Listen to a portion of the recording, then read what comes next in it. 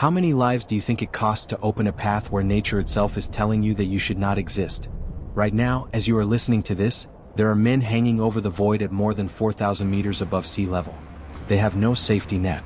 They have no second chance. One single mistake and their bodies will never be recovered. This is not a movie. This is happening in the Andes mountain range, where humanity decided to do the unthinkable, to build roads across the roof of an entire continent.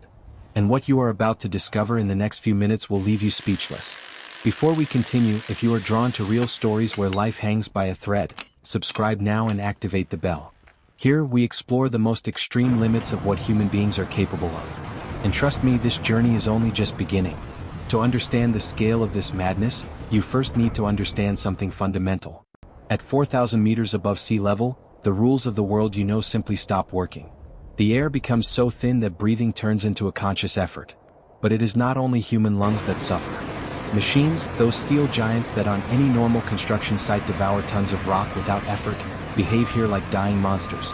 Combustion engines work exactly like the human respiratory system. They need oxygen to burn fuel and generate power. When that oxygen is reduced by nearly half, combustion becomes incomplete. The result is devastating. Trucks that in lowlands would haul hundreds of tons without breaking a sweat can barely move here, coughing out thick black clouds of smoke while their systems overheat non-stop. Engineers were forced to completely reinvent turbocharging and fuel injection systems. Every machine that climbs to these altitudes must be modified to survive in what they call a state of permanent anemia. But here comes the most disturbing part. If machines suffer, imagine what happens to the operators. Cerebral hypoxia shows no mercy. At this altitude, the brain receives less oxygen than it needs to function properly. Reactions slow down. Judgment becomes blurred. A driver who under normal conditions would brake in time may here take that extra half second that separates him from falling into the void. That is why, on every section of the work site, there are emergency oxygen tanks and mobile medical stations. This is not a luxury. It is the difference between continuing the job or carrying another tragedy. Now comes the first major technical question. How do you carve a path through solid rock without bringing the entire mountain down on top of you? The Andean range is made mostly of granite and schist, incredibly hard materials that have resisted millions of years of erosion. The only way to break through them is with explosives. But this is not about blowing everything apart like in the movies. Here, every single gram of dynamite must be calculated with surgical precision. If you use too much, vibrations penetrate deep into the heart of the mountain and create invisible microfractures. Those microscopic cracks are time bombs. They can remain dormant for months or even years until one day, without warning, an entire slope collapses and buries everything below it. To prevent this disaster, engineers developed a technique called pre-cutting. Imagine it like this. When you want to cut glass in a straight line, you first score a guide with a diamond before applying pressure. The principle is the same. A row of perfectly aligned holes is drilled along the exact edge where the road will end. In each hole, a minimal amount of explosive is placed, measured down to the milligram. These holes are detonated a fraction of a second before the main charge. The result is a continuous fracture that acts like a shield. When the main explosion occurs, the shockwave hits that fracture and stops dead. The remaining cliff face is left clean and stable, as if a giant blade had sliced through it. This is engineering turned into art. But once the dust settles and the echo of the explosions fades, the most chilling phase of all begins. The Spider Men appear. Before any modern machine can approach the edge, these workers must be the first to step onto untouched rock. They have no secure platforms. They have no solid scaffolding. They rely only on a safety rope and a pneumatic drill weighing dozens of kilograms, vibrating violently in their hands. Close your eyes for a moment and imagine it. You are suspended over empty space. Below you, there are 500 meters of free fall into an abyss where no one would ever find your body. The wind rising from the valleys slams into you so hard that it feels like it could rip you off the wall at any moment. And while fighting to keep your balance, you must drill precise holes to place anchor bolts or new explosive charges. At this altitude, every time you lift the drill, your muscles burn. The lack of oxygen leaves you breathless in seconds. One moment of distraction, a worn rope, a foothold that gives way, and everything is over. These men are the true invisible heroes behind every kilometer of highway. They risk their lives for hours every day while no one ever knows their names. They are the first stone of everything that comes next. However, human courage alone is not enough to tame a mountain. Engineers must find a way to bind the fractured rock together so it never collapses onto the vehicles that will pass below. A mountain is not a solid block as many people believe. It is made of layers upon layers of rock stacked over millions of years of tectonic activity. Natural fractures, combined with the vibrations from explosives, can cause blocks weighing dozens of tons to break loose without warning. The solution is called rock anchoring, although workers know it by a more graphic name: sewing the mountain. Special drilling machines penetrate up to 9 meters into the rock. High-strength steel bars are then inserted and fixed in place with a special cement of extreme adhesion. On the outer end, metal plates are tightened with brutal compressive force.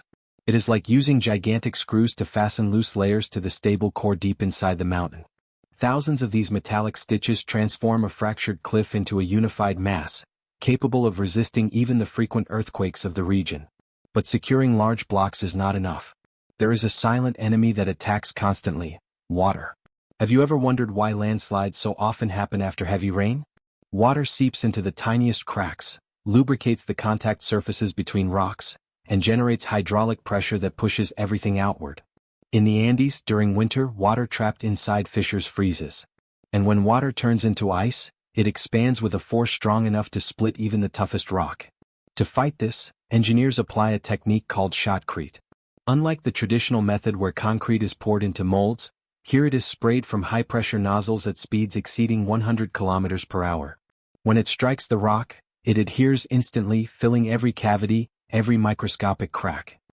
Combined with protective steel mesh, this concrete forms a permanent armor that prevents water infiltration and stops loose stones from falling onto the road. It is the skin that protects the mountain from itself. Now we reach a phase that seems simple but hides an invisible battle: laying the asphalt.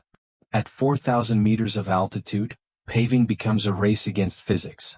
Asphalt must stay between 150 and 160 degrees Celsius to bond correctly with the base layer. At that temperature, it flows like honey and penetrates every gap. But the freezing Andean air and constant wind cause the temperature to plummet the moment the material leaves the truck. If the asphalt drops below 85 degrees before being compacted, the surface becomes porous. Water seeps in, ice destroys it from within, and millions of dollars of investment crumble in a matter of weeks. That is why paving here works like a military operation, timed down to the second.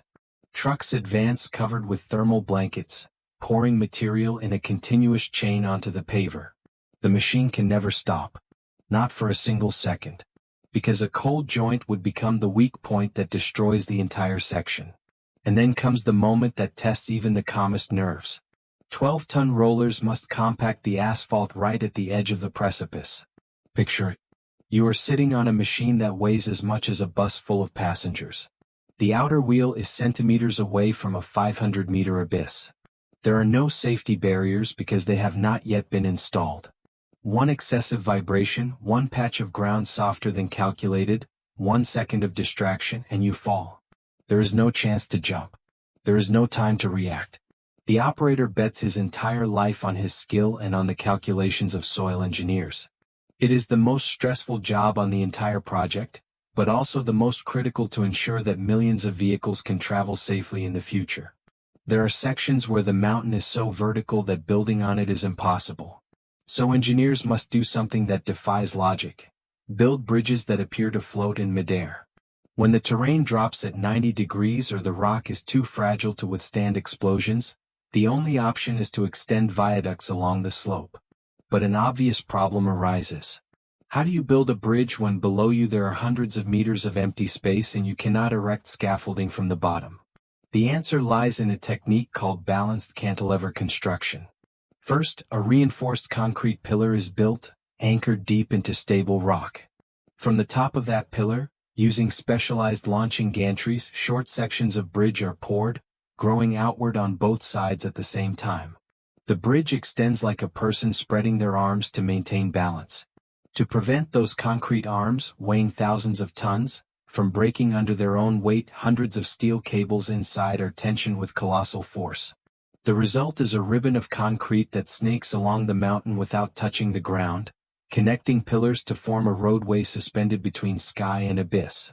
When even bridges are not viable, only one option remains: penetrate the mountain's entrails. But tunneling through the Andes presents challenges that go beyond rock. The first enemy is not granite but air. Deep inside, drilling dust, machine exhaust gases, and geothermal heat can turn the environment into a deadly trap within minutes. The solution requires building ventilation shafts that connect the tunnel to the surface. But we are talking about vertical shafts equivalent to 60-story buildings, excavated through solid rock. To achieve this, a technique called raise boring is used. First, a small pilot hole is drilled from the surface down to tunnel level. Then a massive cutting head is installed at the bottom and pulled upward. The debris falls by gravity and is removed from below. Once completed, these shafts function like gigantic lungs, pumping millions of cubic meters of fresh air every hour, keeping alive the crews working beneath tons of rock. Finally, the true monster of the project appears. The tunnel boring machine, known as the TBM, is a mobile factory hundreds of meters long. Because of its colossal size, it cannot be taken up the mountain in any conventional way. It must be dismantled into thousands of pieces, transported by special convoys, and reassembled inside a cavern excavated in advance. At its front is a cutting disc that rotates while exerting pressure measured in hundreds of tons, grinding through the hardest rock on Earth. The debris travels outward on conveyor belts, as if the machine were digesting the mountain itself. But the most astonishing part happens behind the cutter head. A robotic arm lifts prefabricated concrete segments and assembles them into a perfect ring that instantly lines the tunnel walls. Wherever the TBM passes, the tunnel is left finished and ready for use. Equipped with radar systems that detect underground water pockets and hidden geological faults, this mechanical beast can consume dozens of meters of mountain every single day, transforming natural barriers that stood for millions of years into modern corridors for humanity. And this is how the journey through one of the most extreme engineering projects on the planet comes to an end. Every kilometer of these roads represents countless hours of work on the edge of death. Men hanging over the void. Machines struggling to breathe. Engineers defying the laws of physics. Also that one day you can cross the Andes without ever knowing the true cost of opening that path. Now tell me, would you have the courage to work in a place like this? Or would you rather watch these images from the safety of your screen? Leave your answer in the comments. If this video kept you on the edge of your seat, give it a like so more people can discover it. And if you are not subscribed yet, this is the moment. Here we explore the most intense stories where human beings challenge the impossible. See you in the next one.